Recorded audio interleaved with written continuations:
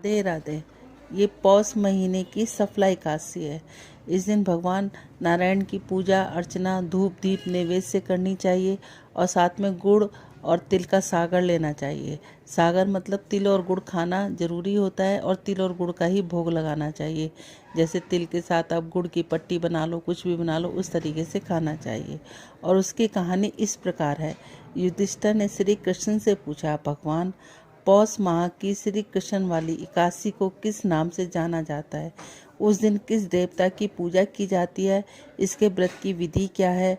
कृपया विस्तार सहित समझाकर हमें कृतार्थ करें। श्री कृष्ण ने उत्तर दिया कि ज्येष्ठ पांडव, पौष माह के कृष्ण पक्ष की एकादशी को सफला एकादशी कहते हैं। इस तिथि को भगवान नारायण की पूजा की जाती है। धूप दीप नैवेद्य से भक्ति और श्रद्धा के साथ पूजन और व्रत करना चाहिए। ऋतु फल के हिसाब से भगवान को ऋतु का फल भोग लगाना चाहिए। सफला एकादशी का व्रत भक्ति के साथ जागरण सहित किए जाएं तो 5000 वर्ष तक किए जाने वाली तपस्या के बराबर का फल मिलता है। यह समझाकर श्री कृष्ण ने इसकी कथा प्रारंभ की। एक चंपावती नगर की नगरी थी। महिष नाम का एक राजा वहाँ राज्य करता था। राजा के 4 पुत्र थे। उसमें लूपक नाम का सबसे बड़ा पुत्र पाप कर्मों में लगा रहता। वह अपने पिता के धन को पराई स्त्री और वैश्याओं के साथ रंग रलियां करने में खर्च करता रहता।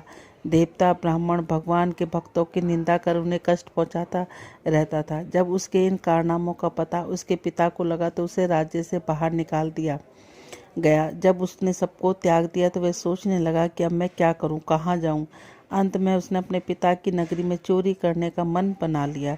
एक दिन वो जंगल में पड़ा रहता और रात में अपने पिता की नगरी में चोरी करता। अन्य पाप कर्म करने में भी नहीं चूकता था। निवासियों को अनेक प्रकार के से मारता पीटता, उन्हें अनेक यातनाएं देता। इस कुकर्म के कारण कुछ ही दिनों में नगरी में बहुत से निवासी अत्यंत जा बसे। उसे पहरेदार पकड़ तो लेते पर वह राजा के भय से उसे छोड़ भी देते। जिस वन में लुपक रहता था भगवान की को बहुत सुहाता था। उसमें एक बहुत पुराना पीपल का वृक्ष था।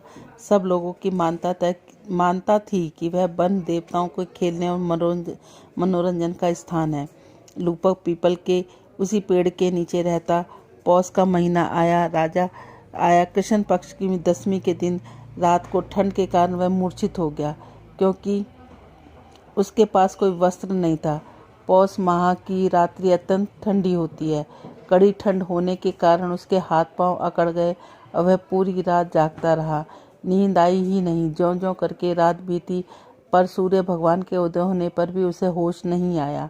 सफला एकादशी को दोपहर तक वह बेहोशी रहा। जब दोपहर में सूर्य की गर्मी बढ़ी तो उसकी चेतना लौटी। ज्यों-ज्यों करके वह उठता और गिरते पड़ते भोजन की खोज करने लगा। उस दिन उसमें इतनी शक्ति ही नहीं रही कि उसे किसी जीव को मार सके। वह भूमि पर गिरे हुए फलों को इकट्ठा करके ले आया और उस पीपल के नीचे रख पहुंचा। सूर्य देवता छिप चुके थे। लूपक ने वे फल पीपल की जड़ के पास रख दिए और मन ही मन कहने लगा, भगवान इन फलों में से आप अपनी ही भूख शांत कर लो। कहकर रोने लगा। उस रात भूख प्यास से दुखी हो वह सो ही नहीं सका। उस महापापी के इस व्रत तथा रात्रि जागरण से भगवान अत्यंत प्रसन्न हुए और उसके सब पाप दूर हो गए। प्रातःकाल हुआ तो अत्यंत सजा हुआ एक दिव्य रथ उसके सामने खड़ा था।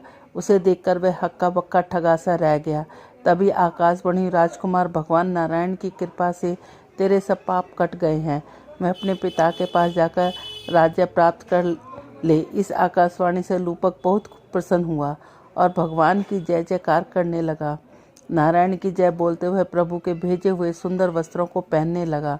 रूपक रथ में सवार होकर अपने पिता के पास पहुंचा। वहां जाकर उसे प्रणाम किया और अपनी उद्धार की पूरी कथा सुनाई। पिता ने अपना राज्य उसे सौंप दिया। स्वयं भगवान भजन के लिए वन में के लिए प्रस्थान किया। लूपक राज्य विधान के अनुसार राज्य करने लगा।